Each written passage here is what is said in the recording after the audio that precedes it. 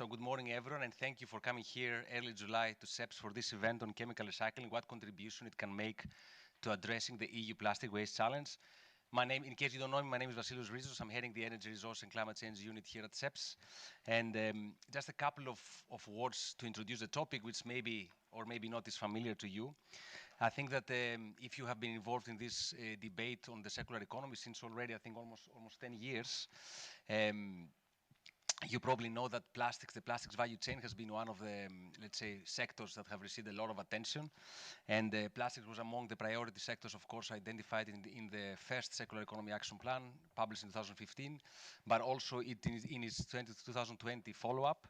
And in recent years, of course, we have seen a lot of action in this domain. We have, of course, we had an EU strategy on plastics. We had the Single-Use Plastic Directive, and of course, currently the Packaging and Packaging Waste Directive is under revision.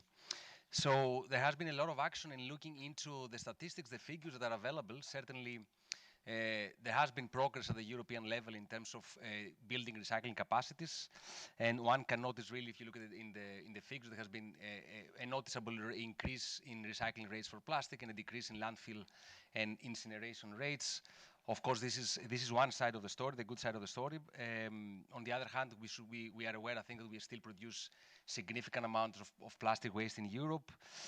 Actually, as we will show later, there are even divergent estimates with regard to how much exactly we produce in Europe, and probably it's very difficult to say how much exactly we produce, but still a lot of it ends up in landfills and incinerators. I think most people know this already. And while it is generally acknowledged that there is really a need to decrease landfill and incineration rates and increase recycling rates, and really even policy pushes towards this direction, we've seen like some recent updates, for example, the inclusion of incineration in the European emissions trading system. So there is certainly a push and a demand by stakeholders to increase recycling rates for plastic, but there's of course an open question here: what happens to the plastics? What are the treatment or the waste management, maybe this is an outdated term, options for plastics if it's not to end up in incinerators on landfills? Now, against this background, I think we have seen in the last couple of years a growing, let's say, interest. First of all, in academia, there's a lot of publications you probably have noticed on chemical recycling technologies. So certainly a lot of interest in academic circles, but also on practical terms, a lot of companies have moved forward, have publicly announced investments in this domain. And also they have made their own estimates and publications and LCA assessments. So really there has been a lot of action on the ground on chemical recycling, which is basically a group of technologies that are producing basic chemicals or other feedstocks. And in practical terms, they're very different compared to mechanical recycling. I think this is something we should keep in mind and we will explain later. So over the past couple of years, there has been a debate here in Brussels with several events, but also if you look into developments around the world, in other parts of the world as well, on how can chemical recycling actually fit in the current recycling discussions we have and the legal definitions. These are some of the open questions that they are open here and elsewhere, and also what policy environment can enable all the recycling options while at the same time providing a level playing field for mechanical and chemical recycling. Now at CEPS we started working on this topic, it's been 2 years by now, I think, and at the time we did the first webinars during the COVID times. We really received a lot of interest by actors, and we thought that we should move forward and launch a dedicated initiative on this topic. So during the past 12 months, we organized a series of meetings, roundtable discussions, and a webinar where we put really we try to put actors from the full spectrum of the plastic recycling value chain around the table and have an open discussion about the topic and how does it fit in the current circular economy discussions in Europe. And the outcome, of course, of the inputs we collected in the meetings and our own research is this report, which we launched today. And you can find it on the website for free download, and there are also some free copies on the entrance. And we are very pleased to really launch the report today, but also use this opportunity to have a discussion around the topic. And before I go ahead, of course, I would like to thank all of the organizations that supported this initiative from the beginning, that they found the idea of launching such an initiative a good one, first of all. And also all the organizations, of course, that they joined the meetings the past 12 months. They sent us inputs, data, information, and perspectives on the different areas around the topic. And you can find, of course, all of the organizations mentioned in the annex of the report. Now, again, on the occasion of the launch of the report, we want to have a discussion today, really a debate around some of the key questions that maybe, most people are still wondering, what really do existing assessments show about the potential of chemical recycling and the potential, how will the market look in the coming years and decades, and we assess the literature and we will show some examples, but then also we would like to discuss under what policy conditions can chemical recycling coexist with other solutions in the market. And for this, I think we have really an excellent panel of speakers from policy, actors from different segments of the plastic recycling value chain, and NGOs. Now, we will start, of course, with a short presentation of the report. Of course, it's very difficult to put everything in a 10-minute presentation, but we'll try to show some key messages. And then, of course, we are very much open later to hear feedback from you. Send us your feedback, of course, and by email questions you might have.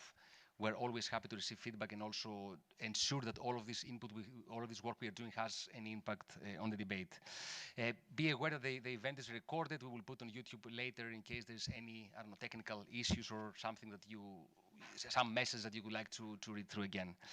Now, with no further delay, I would like to introduce you to my colleague Patricia Urban, who is a researcher here at CEPS, and she will represent basically the team that had been working on this topic the past 12 months. Good. Yes, good morning from my side. I have the pleasure of presenting this freshly published report to you called Chemical Recycling of Plastics, Technologies, Trends, and Policy Implications. And here are my slides. Perfect, thank you very much. On the next slide, I would like to give you a quick overview about what I will be talking about for the next 10 minutes. First, I'll be going a bit into the process of how we, thank you, how we developed the report. Then I will give an overview of the key insights on current and future trends, on chemical recycling technologies and applications, and on enabling functioning plastics recycling markets. And finally, I will go into the conclusions and policy messages of the report. Now, all I need to do is figure out, yes, it works, perfect. So the process, oops, it is not working apparently. Thank you. The process. We had 4 roundtable meetings between June 2022 and February 2023, where we brought together different actors from across the plastics value chain, as well as other actors involved in the debate, to really get different views on the topic and represent the plurality of perspectives. We also conducted desk research and collected information and data from stakeholders, and more on the process, on the topics of the meetings, as well as on the stakeholders involved, you can find in the annex of our report. So we started off the report by collecting key data and trends on plastics waste generation and plastics use, and starting from there we developed the narrative of the report. And I will just give you a brief overview over some key data. It's important to note that we found different perspectives and different estimates of plastics waste generation and treatment methods. Here you can see data from Plastics Europe and from Material Economics. And you can see that both estimates agree that incineration makes up the largest share of plastic waste treatment for the year 2020 in the EU. But there are some diverging views on the share of recycling that was used that year. In either estimate, I think we can see that there is much room for improvement when it comes to recycling. This graph depicts the historical and expected evolution of EU plastic waste generation. We took the numbers from Plastics Europe as a starting point in 2020. We can see that the historical evolution was a rising trend between 2005 and 2020. And from that, we have 3 different scenarios. We have the yellow scenario. This is the business as usual one, where we can see a significant increase in plastic waste generation. Then the purple dotted line is the current action scenario based on a scenario from Systemic, where we assumed that current actions being taken by governments and industry would continue, and we can still see a significant rise in plastic waste generation despite these actions. And then the blue dotted line is the circularity scenario, where more ambitious actions would be taken, where we can see an initial decrease until 2030, followed by a return to 2020 levels in 2050. So in either scenario, we have a lot of plastic waste still to deal with. Here we try to combine different scenarios from the literature, and we can see that there is actually a lot of divergence when it comes to the different estimates on plastic waste treatment in the future, how to tackle that. But there is agreement in even the most conservative scenarios that we are going to require a mix of different solutions, including chemical and mechanical recycling, to deal with plastic waste. All right, let me now go into the chemical recycling technologies. I will not explain this in a lot of detail, but just try to get us on the same page in terms of how we assessed chemical recycling technologies in our report. So chemical recycling, of course, is an umbrella term for different technologies that break down polymers into their building blocks, be it monomers, oligomers, or hydrocarbon, or sometimes different molecules. And there is currently a debate on which technologies exactly to fit within that scope. We found the debate to be converging towards thermal depolymerization and chemical depolymerization, and some key technologies emerged. So very simply put, thermal depolymerization converts polymers into multiple simpler molecules through heat treatment, and most investments in Europe currently go towards pyrolysis, which uses heat and the absence of oxygen to produce simpler, amongst others, pyrolysis oil, which can contain hydrocarbons or, in some cases, monomers. And these can then be used to either produce plastics or other petrochemical products. And gasification is more extensively discussed in China at the moment than it is in Europe, but here higher temperatures and low oxygen are used to produce so-called syngas, which can also be used to produce plastics and different petrochemical products. So the other group of technologies we found were chemical depolymerization, turning polymers into oligomers or monomers via chemical agents or enzymes, simply put. Here we developed an overview of the chemical recycling processes, which technologies can deal with which polymers, because not all the technologies can tackle each polymer. It is important to say here that we collected both stakeholder views and existing literature, and there was some disagreement on which technologies could use which input exactly or involved which process exactly. So there's a lot of complexity in this regard, and we try to also make it understandable for the general public. So there might be some limitations due to some simplification in here, but it is important to note that we haven't found another graph in the literature showing really both the process and the polymers involved. And of course, it is an evolving overview or topic because the technologies also change.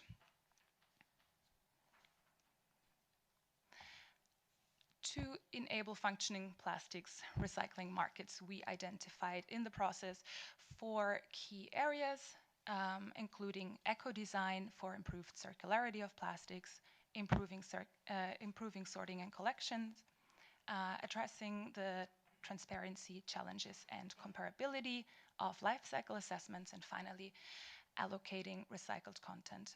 For time reasons, I will not go into each of these, but I will talk in more detail about life cycle assessments, because this has emerged as one of the key topics in previous meetings, and there is also some recent work by the JRC on the matter.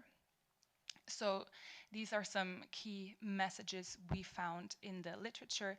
It is important to note that here as well there are different outcomes of existing studies, and they use different data, different assumptions, and it is sometimes hard to compare these. Still, general messages emerge, such as the fact or the current assumption that mechanical recycling usually performs better environmentally than chemical recycling, but due to data gaps and the complexity of waste streams, a clear ranking is currently challenging. Furthermore, chemical recycling is environmentally preferable to incineration and landfilling in many, but not in all, impact categories. So when it comes to climate change impacts, usually chemical recycling performs better because not even energy recovery from incineration can outweigh the burdens that come from burning the carbon. And there might be maybe some impact categories such as eutrophication or acidification where incineration may perform better, but we need to also, of course, consider the fact that in a linear system we lose valuable plastics for the future. And finally, a key message is that there are a lot of data gaps currently in life cycle assessment. There is a lack of transparency of the underlying assumptions, and therefore also of comparability between the different assessments. So, to conclude, as our numbers have shown, despite policy efforts to tackle the plastic waste challenge, such as the EU plastic strategy and the single-use plastics directive, plastic waste generation is and remains a challenge. We see that future levels of plastic waste may stagnate or even increase, and other streams besides packaging might become relevant, such as from the automotive and construction sectors. So despite the differences in existing studies, most of them conclude that we will require a mix of solutions, including mechanical and chemical recycling, to optimally deal with the plastic waste challenge. We have a few key policy messages derived from that. First, on the level playing field, there is a need for certainty and clarity on how chemical recycling can contribute to recycled content targets, and in that, input streams and the desired output quality, such as food grade or contact sensitive, need to be considered. On data availability, there is a lack of data and databases, and we might profit from methodology guidelines for life cycle assessment, transparency and comparability, and will need more integrated assessments. Finally, on innovation eco-design, which I could not go into in this presentation, we suggest to introduce or strengthen design requirements for plastics and to harmonize and increase collection and sorting while also considering local circumstances. That's it from my side. If you have any further questions, feel free to either talk to me after the event or write me an email. And of course, this was just a snapshot of the report, so there is much more information in the actual report, which you probably already got outside. So thank you very much. Very good. Thank you, Patricia. And maybe we have time for a couple of questions or comments, or if somebody wants to take the floor and ask a question, you know, I hope it wasn't too technical and too detailed. But as I said, we can also hear, we have a question. Megan, please, yeah.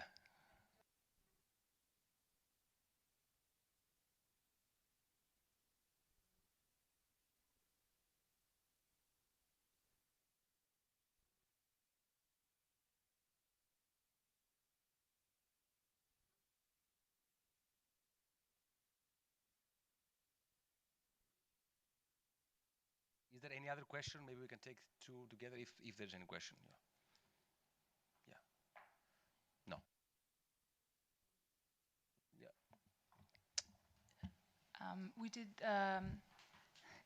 We didn't take this into account, broadly speaking, only insofar as existing life cycle assessments would have taken that into account into their considerations. Yeah. But one interesting result that we actually heard from stakeholders is that looking into latest assessments, the benefits of incineration, they become less and less, let's say, strong, let's say, also because by moving into renewable energy, this kind of energy use in the process as an extra benefit is becoming less relevant. So in the future, the benefits of incineration that very often we hear in the debate about that it's used also to produce, to replace energy in the process by burning plastics, they might even further decrease. And we have tried to use some of the latest sources actually that speak about this in the report. But it's also important to check, sometimes how dated is the research, because the landscape is evolving quite fast. And if you look, for example, an assessment 5 years old, you might get a different message in some respects compared to a very recent assessment. Yeah. Good. So, I'm sure people will digest and will have feedback at a later stage. So thank you, Patricia. I think it's a good time now to move to discussion. And as I said earlier, we have an excellent panel of speakers. Maybe I introduce all of them in order. So we will start with Aurel Siobanu Dordea, who is, probably you know him, Director of Circular Economy at the DG Environment. And Aurel will set the scene, let's say, and he will present the policy updates that are happening at the moment, and also his perspective on how, let's say, chemical cycle is seen now also at the policy level and within DG Environment. Then we will move, we will get some perspectives basically from the value chain, and we will start with Maria Pustisen, who is Sustainability and Regulatory Transformation Lead from Neste. Neste, among other things, are producing chemical recycling, let's say, technologies, and they are very much, if you've seen like the news recently, they have made a lot of announcements and investments and initiatives in this domain. So I'm sure Maria will have a lot of thoughts on how she thinks the regulatory environment is moving. Then we move further in the value chain, and we start with Thor Timmers, who is working on external affairs at Unilever. I'm sure you know Unilever is a major consumer goods company, and it will be quite interesting actually to hear their views about how do they see, the regulatory environment, the recycled content targets. A lot of things are of great interest to them, so we will be interested to hear their views.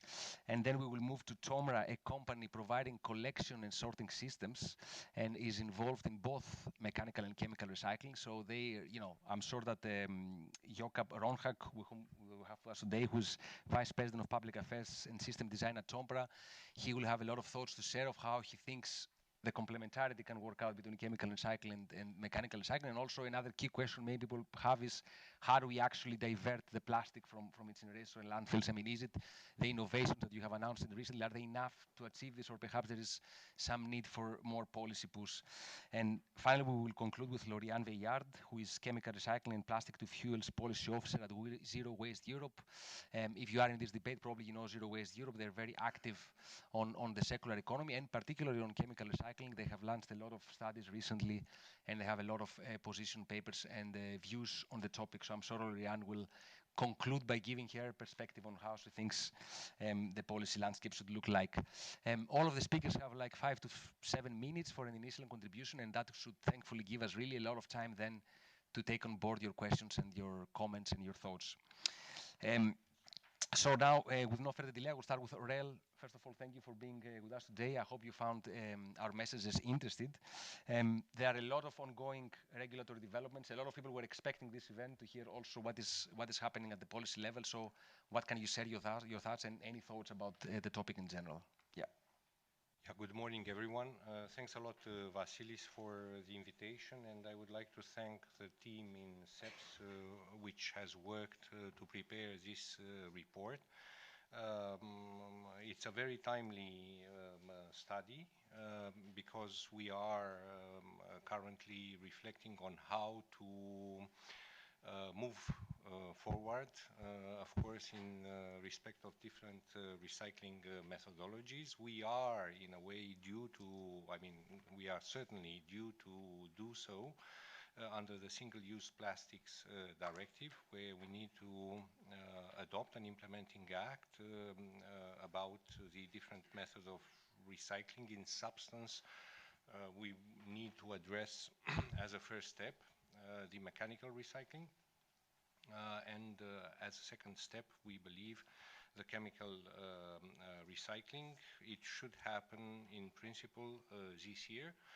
We have launched the discussions with the member states under in the technical committee, which is set up under the Single-Use Plastics Directive. It might be a little bit of a more complex process to get everybody around the same ideas, but we will get in the right direction in these two steps. And of course, you have mentioned the Joint Research Center study, which was prepared since a certain period and released earlier this year. We asked the Joint Research Center to make the discussion about the different recycling methods as objective as possible and based on a life cycle assessment of the different solutions: incineration, mechanical recycling, chemical recycling, in order to be able to ponder, I mean, to take political decisions, but based on objective facts. And I think the study has maybe not revealed big surprises. There are advantages of mechanical recycling. There are advantages of chemical recycling as well, where and because there are limitations. Of course, mechanical recycling delivers quality within certain parameters, in particular when it comes to PET plastics. While chemical recycling addresses better other forms of plastic, and we see that more polymers are produced, are available on the market, they are present in packaging, and also chemical recycling delivers higher quality. And this is particularly important when we speak about food contact materials or materials which are in direct contact with the consumer in other applications than packaging, for instance, in the automotive sector. And this brings me to comment about the wider policy background of the discussion about mechanical and chemical recycling. It's a discussion, you have outlined it very well, Vasilis, which takes place with the European Green Deal in the background, with the Circular Economy Action Plan 2.0, which was adopted in 2020, and with the plastics strategy.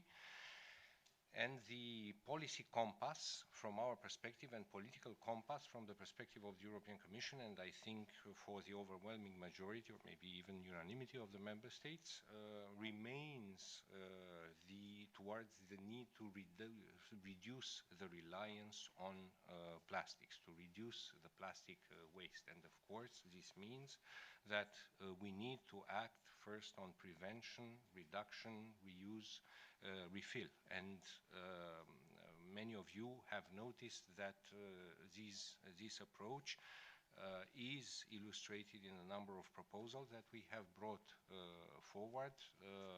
The Single-Use Plastics Directive, already under the previous College of the European Commission, and it's already in force, but also in the proposal for packaging and packaging waste regulation, which was brought forward by the college last year, and probably, if everything goes well, later this month, maybe even next week, we will bring forward a proposal on increasing circularity in the automotive sector, where, like in the packaging and packaging waste regulation, proposal for regulation, we will introduce mandatory recycled content. And this is another measure that is necessary in order, on one hand, to reduce the reliance on plastics, the use of plastics and the generation of plastic waste, and on the other hand, to try to retain in the value chain as much as possible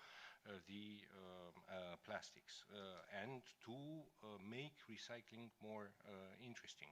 And of course, just the mandatory recycled content targets are not sufficient. We are very much aware, in a way painfully aware, and a number of stakeholders have drawn our attention, but we have noticed ourselves. A number of weeks ago, the Commission has released the early warning reports outlining or providing a picture, an overview of the performance of the member states under a number of key obligations in the waste, under the EU waste legislation, the landfilling directive, the packaging directive, and the waste framework directive, and the situation is problematic. And one of the problems that we need as an important component of the set of measures in the plastic area is to improve even significantly the separate collection of packaging and including of plastic packaging. So we will work along these lines in the following period. We believe that the market needs reassurance. We have seen indeed that quite a number of companies are interested to invest in this sector, and we want to offer them certainty about the business environment. I think this is a shared interest of the Commission with the member states, and in order to do so, we need to come up with solutions that make economically attractive to invest here. And on the other hand, to be, let's say, also future-oriented in our regulation, and to come with rules that allow technologies to evolve over time. And we see that they already evolve. This is positive because new technologies appear which are less reliant on energy consumption and more energy efficient and deliver more, maybe in terms of yield, of output of recycled content. We need also to come up with a method that increases the confidence of consumers and of those who are concerned about the implications for environmental protection and for climate change. And that a method that, while enhancing the confidence of the consumers and being transparent, is also realistic. Because, of course, the simpler and the more direct methods are maybe the most intuitive, but they might not be necessarily the most feasible from an economic and practical perspective. So we need to take inspiration also from other references, and which are systems which have tested a number of methods.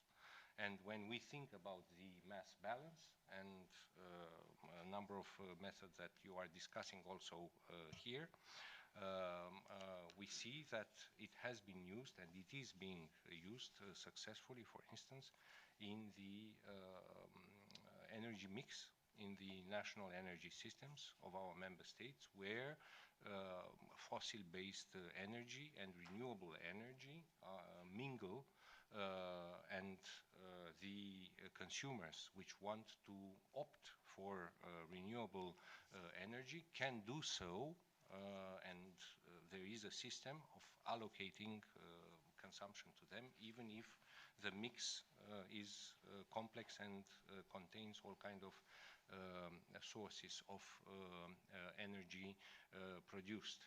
And we need, and this is the last remark that I'm making, of course, we are sensible also to the concerns of those who speak about the need to strike the fair balance between the different recycling methods and in a way to avoid cannibalization, the cannibalization of sources for mechanical or not sources, feedstock for mechanical recycling by the chemical recycling, which over time may become an ever more effective method. We believe that there are market laws and economic laws which are applicable, because chemical recycling for the foreseeable future will remain a more expensive recycling method. So naturally, in a profitability reasoning, you don't go for chemical recycling, but when you need the quality necessary for which you pay a higher price, and you go for mechanical recycling for whenever mechanical recycling can deliver you the results at a lower cost. But we can consider also other, how to say, let's say legal safeguards without how to say, freezing the system, but in a way reaffirming the importance of striking a fair balance between the two methods. But having said this, the discussion is in full swing with our member states, and there is a lot of place for further reflection and fine-tuning, and we are happy to listen to the different reactions and comments and suggestions that are coming from you. And of course, maybe this is really the last comment, nothing is definitively cast in stone. So we will need also a review clause that may need to realign things, or correct, adjust methods, I don't know, rules, etc. in 4 or 5 years. It should go hand in hand. It's a complex policy context, and we will see more evolutions in the future. For instance, you have mentioned the eco-design for sustainable product regulation. Some of you might be aware that we had at the beginning of this year a public consultation about the work plan under this regulation, which is a legal framework containing a number of major features, but which will be delivered under the form of delegated or implementing acts concerning products or concerning certain common features for several categories of products. And we have listed a number of products of interest rated from different perspectives, contribution to the decarbonization, contribution to strategic autonomy, etc., environmental effects. And we have seen with interest that the public consultation has lifted the importance, the relative importance of polymers and plastics as priority product to be regulated under a future delegated act. So we need to think about what does this mean, as what will mean also the fact that the first delegated act under the SPR will cover textiles and sustainability criteria for textiles, and some of the, as we know very well, some of the fibers which go in textiles are synthetic, are plastic based, or yes, yeah. You understand this better than I can express myself, because you are the real experts. So we need to put this together in a coherent picture that supports sustainability, that reduces the generation of waste, that reduces the reliance in particular on plastics as much as reasonably possible, but in particular reduces the reliance on fossil-based plastics. And here I'm also thinking, but I'm just opening a window, but we don't need to get through that window, the role of bioplastics in this complex policy landscape is another important topic on which we reflect, but I won't comment here today. Thanks a lot for your patience, and sorry I have exceeded my time. Thank you, Aurel, no problem. I have a long list of questions, but maybe I keep them for the discussion later. I think that will be ideal to first hear the other speakers. And first of all, we have Maria Pustisen, who traveled to Brussels actually for this event. So thank you for making the trip. And as I said earlier, Neste is very active in this domain. I'm sure that you follow also the regulatory development. So what can you share with us, your views about the prospects of chemical recycling in Europe and the policy environment and the areas where you think action is needed? I think you have some slides, so yeah.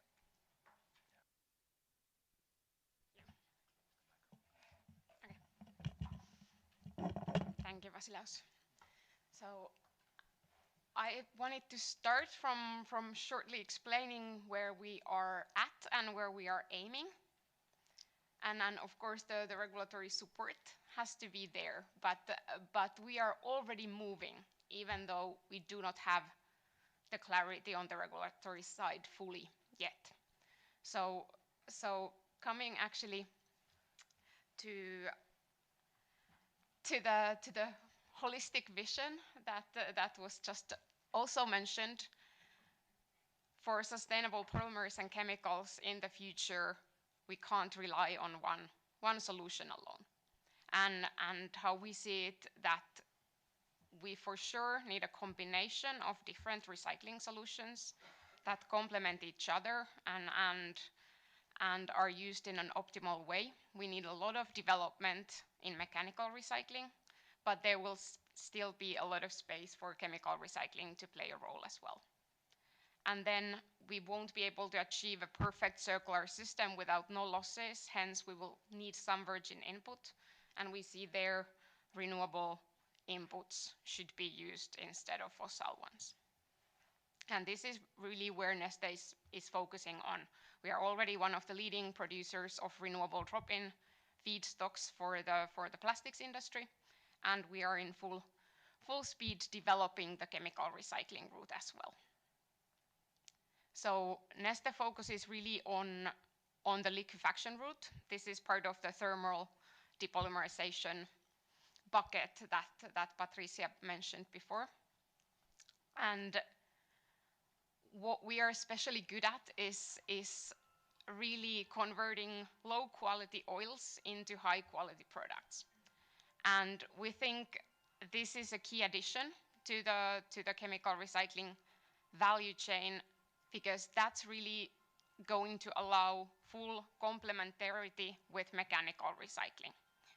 And so we focus on turning plastic waste into an oil, and then Neste converts that oil into virgin quality, kind of equally than for virgin quality drop-in feedstock for the crackers. And by adding this refining step in between, we can really focus on allowing more impure waste, expanding the pool of waste that can be recycled by getting rid of any impurities at the refining step. And where we are at is that we've been running commercial pilot runs for a few years now. So far, about 3,000 tons of plastic waste or liquefied plastic waste produced, a bit more in actual plastic waste. However, we are growing super fast. We're expecting significant growth in the quantities this year. And as we speak, we are already constructing a new pretreatment unit for our refinery to raise the capacity of processing to 400,000 tons in the few years. And this is a project actually supported by the European Commission. So we got a grant from the Innovation Fund to get to this 400 kilotons per year pretreatment and upgrading capacity in Porvoo for the dirty pyrolysis and other liquefied waste plastic oils that we can then convert into kind of virgin quality feedstock for the cracker. And long-term ambition or it's not that long term actually anymore. I think 7 years will go past really fast. 2030, we aim to be at 1 million ton. So we are moving, and we really look forward to see the regulatory environment to clarify how we can also contribute to the joint EU targets. Thanks. Very good. Thank you, Maria. That was actually within the time. Thanks a lot. Yeah, there are a lot of aspects where we can go into detail later, but I think it's a good moment to move to the next step of the value chain, basically. And we have with us Tor Timmers. Tor, thank you also for coming to Brussels for this event. And yeah, I mean, I would say that Unilever is a bit active in this debate, and I'm sure because also you have particular interest on the recycled content targets and what will be the technologies accounted there. So what can you share with us? What are your views, your thoughts on this topic? Yeah. Yeah, thanks a lot for inviting me, and good to be here. Indeed, we have a few ambitions that really closely align already with the line of policy. So we are a company of brands, and brands that are often conceived as A brands. So quality for us is crucial, both for food products, but also for non-food products in cosmetics or detergents. If we want to accelerate the transition, we start with setting our own ambitions and commitments. So in 2017, we already said that all of our plastic packaging should become recyclable.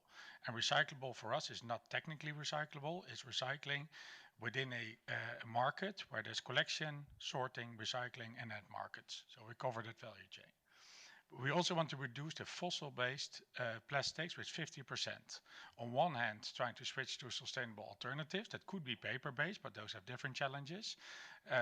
But also reducing the amount of fossil-based by replacing it for recycled content from plastics, so PCR, or bio-based. And we want to collect and process more plastic packaging than we sell, which is a difficult target because that is not in our direct circle of influence. And we need to partner up with governments, setting up collection schemes, because we are active in 190 countries, and these are all global targets. So for Europe, this is relatively easy, not easy, but relative. But for other markets, it's a really huge challenge. These ambitions, we put them in 3 simple buckets. So no plastics, switching to the sustainable alternatives, which often still include some plastics because of the inner layers of a sachet, if it's paper-based, but we can work on recyclability together with this route. Less plastic, moving around less water with, we call that the lemonade model. We just use a concentrated version. Refill, reuse options, but we see a lot of challenges in consumer adoption and preference, but we think there's still room to improve there, also business to business. But for today, really focusing on better plastics. And this is the amount of recycled content we want to use or bio-based. And that's why we, indeed, as already mentioned earlier, we need the best quality because we produce food packaging. This example on the right, this is a magnum tub made from, we call it circular PP, polypropylene, with a partner, Sabic, already a number of years ago. So this is not really new technology. This is not really, these are high TRL levels. There are still room to improve, but this is already in the market. We produce 9 million of these packs today without any legal or incentive from policy, but we think we need to show or demonstrate that this can be done together with partners and then see the challenges and where to scale up. So overall, I see a strong willingness from the chemical sector to invest. This statement is already sometime a little bit older. So because they can scale supply, because simply there's no supply. Secondly, we see the consumer brands. So this is a group of consumer brands, including Unilever, with some others, signaling that they would like to have recycled content from chemical recycling in Europe. So there's supply, there could be supply, and there's demand. So what is currently lacking for those companies often is legal certainty. So this deals with both mass balance, it deals with recognition, it deals with where in the policy it should be, where in the waste hierarchy it is, do EPR schemes support it, and also in the organization of it, can we access feedstock? And this is also where we think we should drive that transition. So as a consumer-facing company, we know we need to work on the downward part, so downstream together with our retail partners to municipalities and consumers, but also upstream with our suppliers, which some of you are here today. The recycled content, so the technologies that we use or that you also use for chemical recycling are also used for the content. So if you look at the detergent bottle, both the packaging but also the liquid can be made from pyrolysis-based technologies. So we need even a lot more than only for our packaging. So this is a huge challenge for us.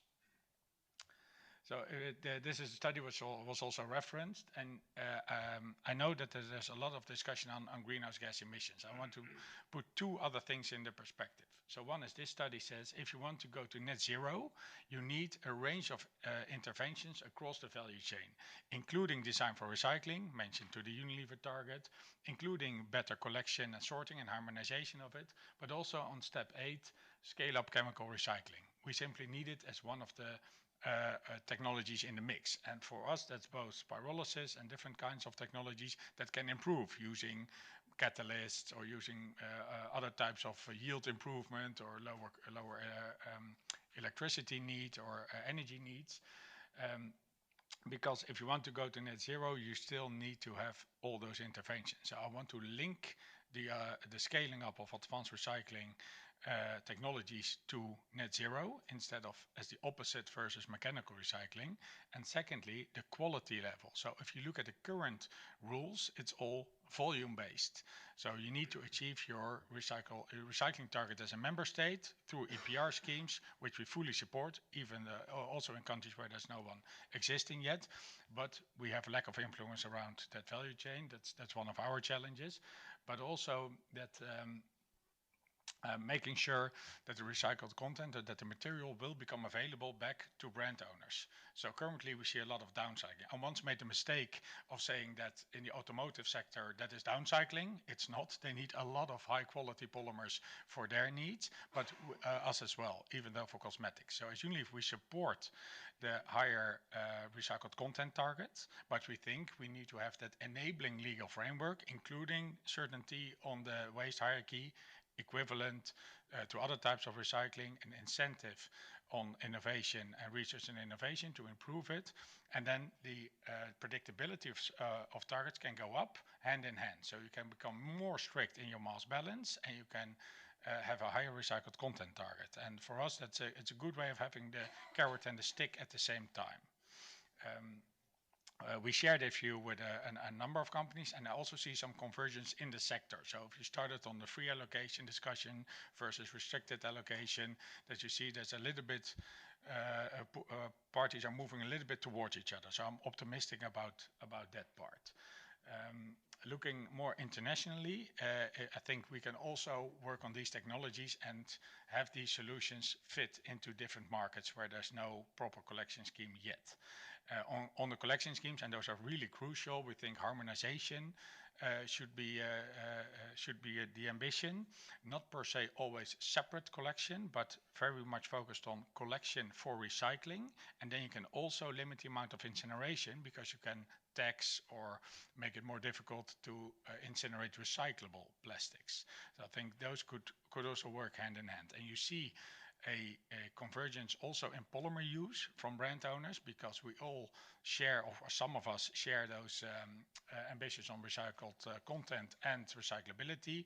And then you see some polymers moving out of the system and going towards more polyolefins and PET. I think that's also positive. We also report on these targets publicly through Ellen MacArthur Foundation on our website, and we see a little bit of progress, but the honest answer is also we need this value chain collaboration with detailed guidance from the Commission. And we're also very much supportive that the Commission has proposed a regulation. As an international company, that's a strong preference for us within the single market. So still optimistic, but lots to do. Thank you, Chor. And some of the elements you mentioned, waste hierarchy, recycled content targets, maybe we can go back later and hear also what other actors on the table think about it. Now we can move to Jakob. Jakob, thank you for coming to Brussels. We heard from Maria that they are going ahead, they're investing, even if, let's say, the certainty in the policy environment is not there yet.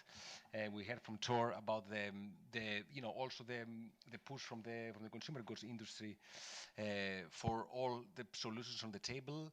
And I'm wondering, in your view, being a little bit at the starting point, of the plastic segment value chain, how do you, recycling segment value chain, so how do you see the complementarity between the two technologies, and how do you think can actually be achieved in practice? I think that's a question that many people have as well. Yeah. Thank you, and thank you to SEPS for this opportunity.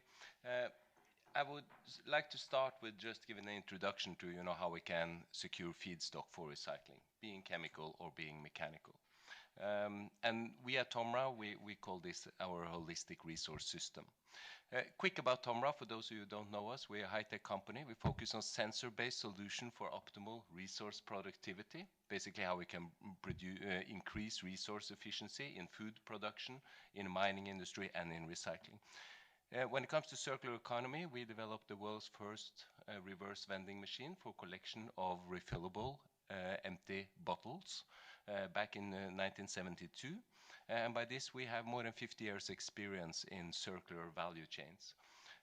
Today, we are also into sorting of waste and recyclables, and we have, with our sensor-based collection and sorting technology, systems in operation in more than 100 countries.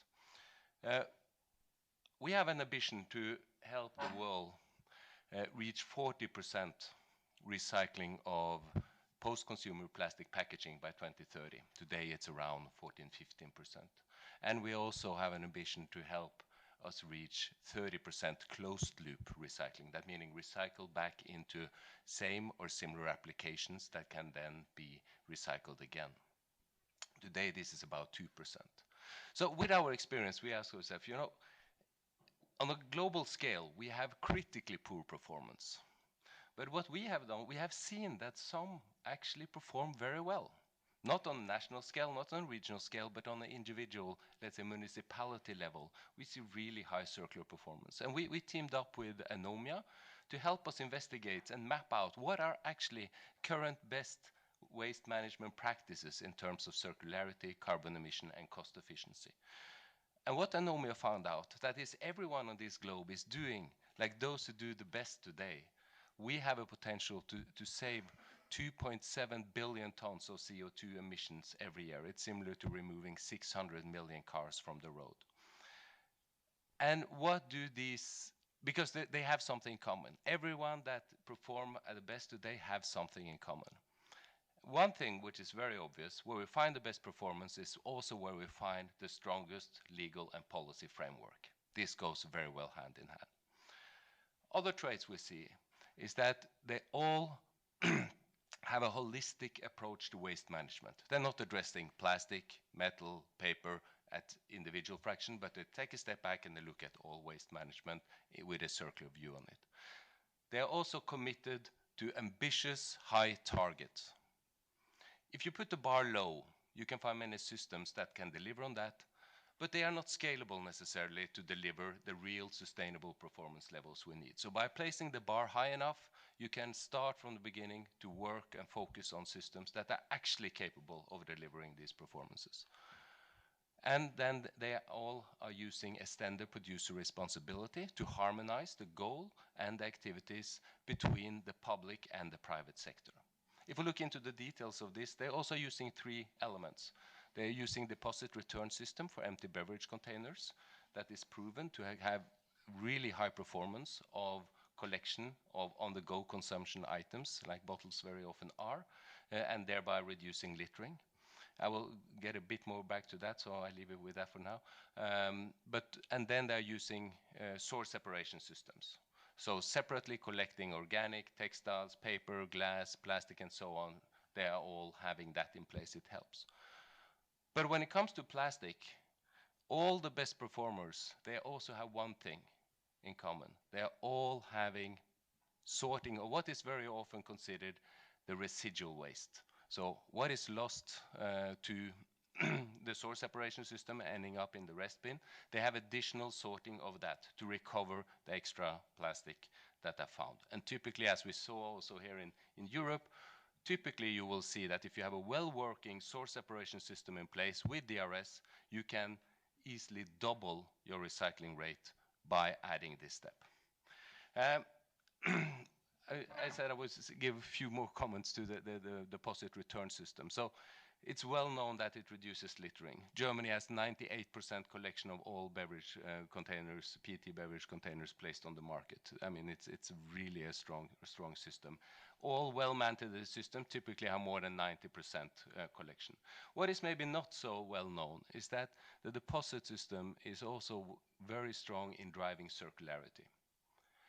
Because when we are aiming for material circularity, we need to look at every step in the value chain. It's not only the purity, it's not only the recycling rate, it's not only the collection rate. We need to look at the whole value chain of this. And here I find the system that is very mature in Norway. Today, on a national base, they are capable of providing the whole industry with 80% recycled content. So that's 80% reduction of virgin plastic. And this is through mechanical recycling, but it is because it's a full cost EPR scheme driven by the industry. They are using eco-modulated fees. They have a very high incentivized collection system, and they have a process for recycling and an incentive to use this back in as recycled content in new products. It's not 100%. You know, 100% recycled content in a closed loop system is never sustainable. It's not possible. There will always be losses in this. And what I also find interesting is that they have actually in the system driven by the industry, they are put on an eco-modulated fee. They give a higher fee if you have recycling rates higher than 80%. So to optimize the system, they are encouraging everyone by financial means to increase recycling rate up to 80%, but not go above there. This is to optimize the system. And in this system, it's actually sustainable. They can live on their own feedstock and provide new material out. To the mixed waste sorting. So it exists already many places in Europe, in the Netherlands, in Norway, in Sweden. We find it in Spain. We are recovering recyclable from mixed waste, and in many other countries. This is a study from Norway, where Deloitte mapped out the recycling performance of every municipality in Norway and the different collection systems they have. And you see here there's anything from sorting into different colored bags of the bag system that later will be sorted as the poorest performance, average of 3.4 kg per inhabitant. Then you have drop-off systems with an average of 6.3 kg per inhabitant. Then you have the pickup at home, so source separation of pickup at home with 7.3 kg per inhabitant. But for those who have mixed waste sorting, they have an average of 17.7 kg per inhabitant in terms of recycling rate. Material recovered through mixed waste sorting can be recycled if you have the volume.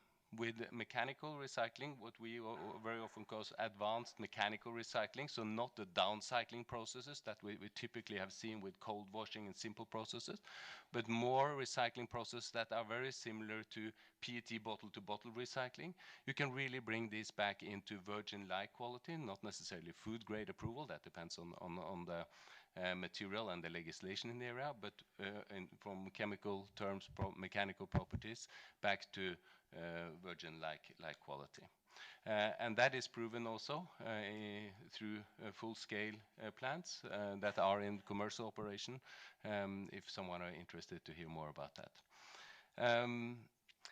When we have the material out, and to your last question, I know I'm a bit on overtime, I just say that, so what we have seen when we are gathering through mixed waste sorting, we get all the plastic out of the incinerators and landfills, and we gather them in grading plants, large volume grading plants. We can really grade this into a wide range of fractions, serving both the higher and growing demand for mechanical recycling, but also for chemical recycling.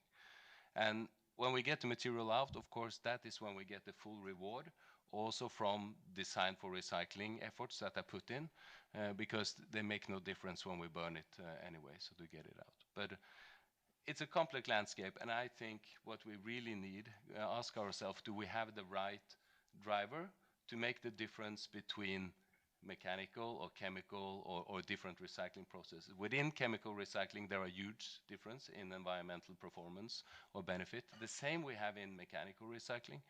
And I think it's maybe time to really look, is recycling rate the right thing? Today I can buy 100% recycled material and a 50% recycled material, but I have no clue which is the most environmental friendly. And as a consumer, I would love to know that. Thank you.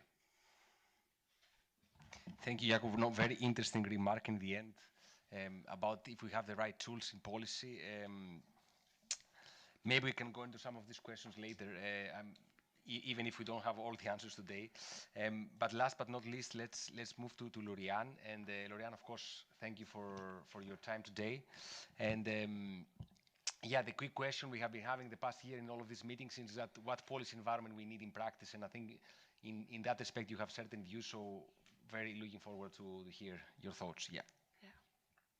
So thank you everyone, and thank you SEPS for inviting me to present Zero Waste view on this topic. So I don't have any slides to present, but also, I mean, the subject of today is really about also plastic waste, and I think from that perspective, it's also important for us to perhaps take a step back and also realize that inherently, currently, plastic is unsustainable because it relies in most cases on fossil-based resources. So from that perspective as well, knowing that we have also commitment when it comes to the Paris Agreement, we need to think as well about the production we have. So when it comes to this, we conducted a study last year showing that if plastic sector alone keeps the trends as the same business as usual, will represent in itself 1/3 of the full carbon budget we have to meet the Paris Agreement target. So from that perspective, that's also really important to first question our production.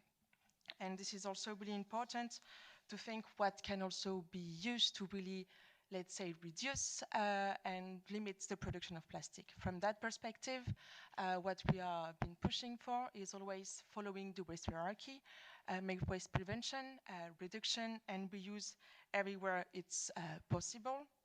And also afterwards, having an efficient recycling systems. And from that perspective as well, what we think is that it is important as well to think and to act at the production phase. I mean, the Commission posted this number that has been mentioned by Unilever, that 80% of the end-of-life greenhouse gases emission can be avoided with a good design at the beginning. So also from that perspective, we think it's really important to also act at the production phase, and as well at the same time ensuring that we have an efficient recycling system. And so to have an efficient recycling system, then of course we have to develop a concept like design for recycling to be sure that every product that has been put on the market is designed for be recycled and also recycled in reality. So this is also really important, also moving forwards, that we have as well all the plastic that is thought to be reusable for the future. And from that perspective, also tackling a lot the question of more hazardous chemicals and having a safe plastic being produced. And now perhaps focusing much more on the recycling of plastic. So what is important for us is to have plastic remaining in the loop as much as possible. And so from that perspective, really ensuring that the solution with the lowest as well environmental impact is being favored, also following the waste hierarchy. And so from that perspective, we're also making a differentiation when it comes to chemical recycling. As it has been mentioned, there is a lot of technologies that are being discussed, presented to be under one same concept, be it chemical recycling. For us, from our perspective, it's important as well to make some distinction because we cannot compare everything. And as well, that's from that perspective, we would like to also see in the revision of the Waste Framework Directive some distinction being made when it comes to the recycling technologies. So having it mechanical recycling because it makes a favor, because it makes more sense from an environmental point of view, and as well afterwards having a distinction between the different technologies that have been put these days as chemical recycling. So for us, what we design or define as chemical recycling, what has been presented before is the chemical depolymerization. And afterwards, what we design or define as chemical recovery would be pyrolysis and gasification, which has been said as thermal depolymerization. The distinction we are making is mostly based on the environmental impacts of the different technologies, as well as the energy requirements, because the requirement to process the different waste are really different when it comes to mechanical recycling, chemical depolymerization, and chemical recovery, so let's say pyrolysis and gasification. From that perspective, I think it is really important to have strict criteria, so some sustainable criteria as well to differentiate the different recycling streams. And also from that perspective, we think that when defining recycled content targets, the environmental impacts of the different technology has to be considered as well. Because it's also important to, as we are having a lot of ambitions in different spheres, so being a circular economy, but as well on the climate and the environment more generally, to really try to put the same at the same level, so not favoring circular economy at the expense of the environment and or the other way around as well. So this is really what is really important from our perspective. And afterwards, what is also really also important is to ensure that the all recycling technology have the same framework. And from that perspective, what we think from recycled content methodology, and I'm sure we're going to speak about it later in the discussion phase, is that we want to have the same rules and ensure a high level of transparency afterwards to consumer. Because also in this question, what is important is that we can do everything we want, but also the consumer needs to be taken on board. And from that perspective, I think also having full transparency and also on what we are able to do now when it comes to different types of plastics, offering the transparency to have real recycled content when it's claimed on certain products as well.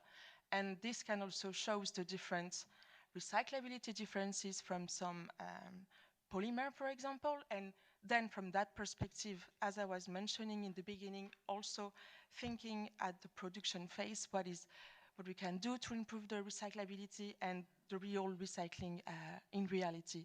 So there is also some points that for us as civil society are important, and I'm sure we're going to have a lot of discussion on this one, and I conclude for now. Thank you, Lauriane. You already provided some quick perspective on a hierarchy of options, which perhaps is something we can discuss later, but also the need about transparency of claims is something that came up very often also during the discussions in our meeting, so maybe we can take this as well during the discussion. But it's good time to open the floor for comments or questions. You know, this is your time. Maybe I can take hopefully there are questions. I mean, you can raise your hand and maybe you can take 2 or 3 questions for a start, and then I also have some thoughts. Megan, if you can also introduce yourself. Yeah, thank you.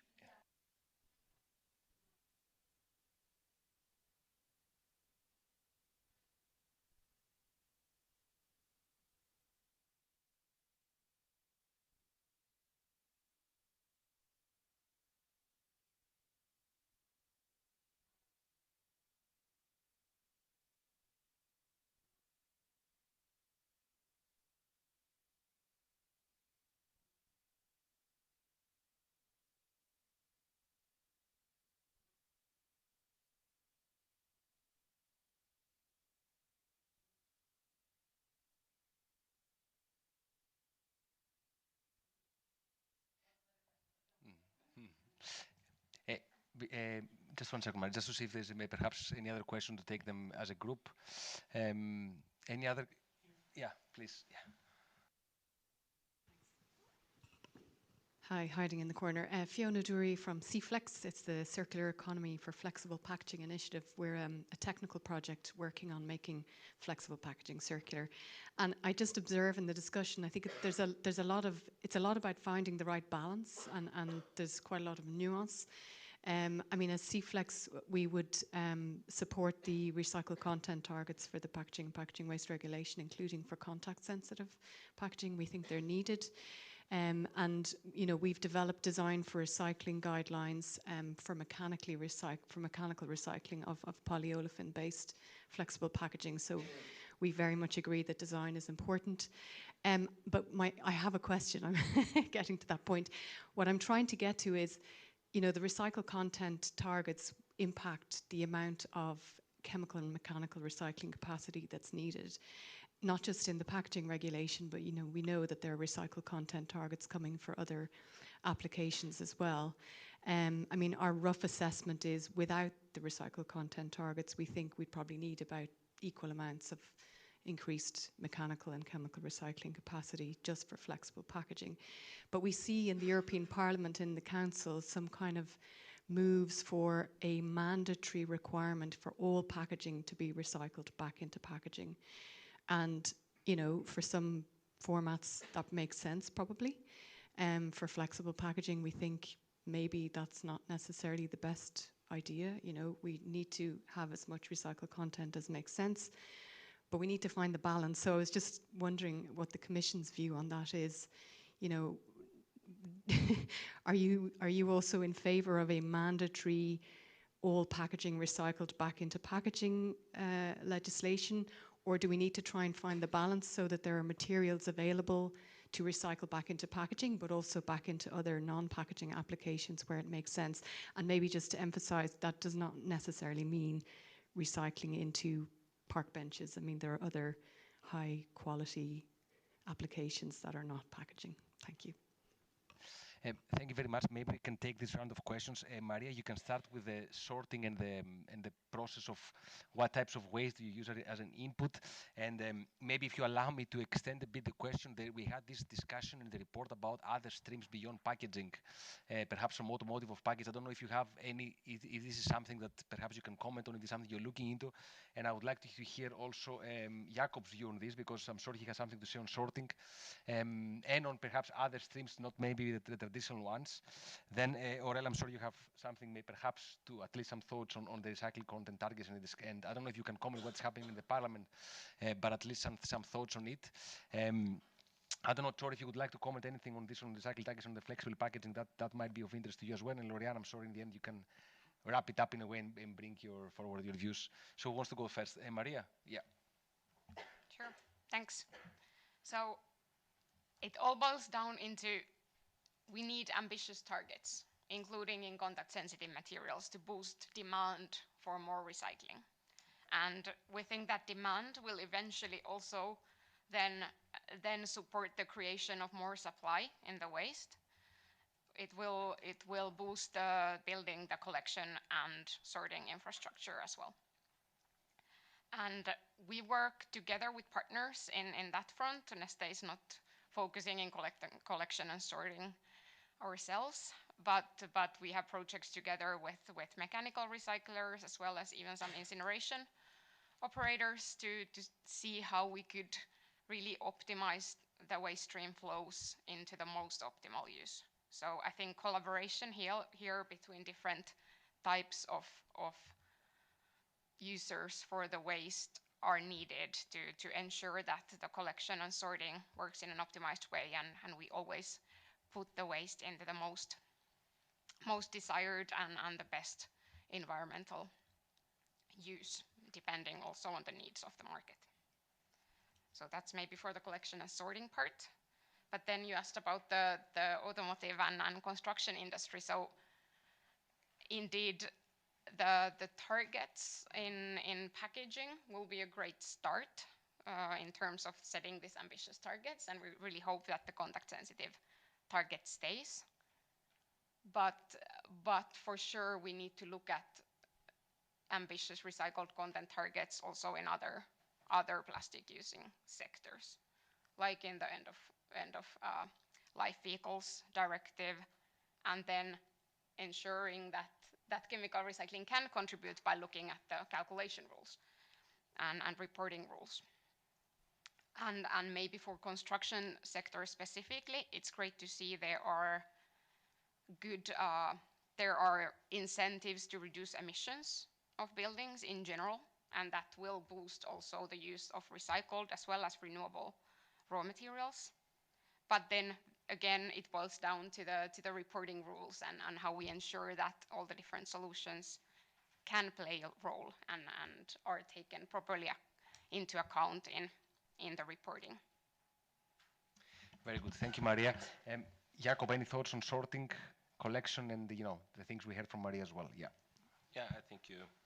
No, just one quick comment from our side. So, if you go back some few years only, it was quite optimistic approach that chemical recycling can take low quality. Our experience is clearly that in the striving for improving, reducing cost and improving yield of these processes, which are many still quite new, we are engaged in a lot of efforts to do better sorting.